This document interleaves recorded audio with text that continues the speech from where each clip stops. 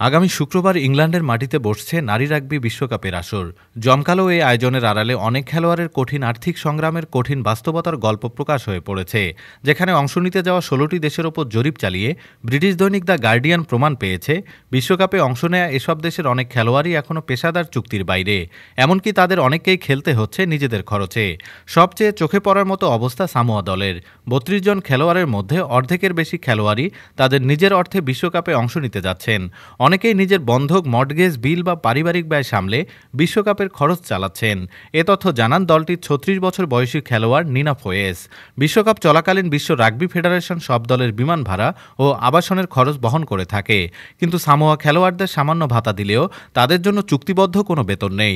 অবশ্য আবার কয়েকটি দেশের চুক্তিতে অর্থের পরিমাণ খুবই কম, কিন্তু সামোয়া রাগবি দলের খেলোয়াড়দের কপালে যে সেই কমটাও জুটে না।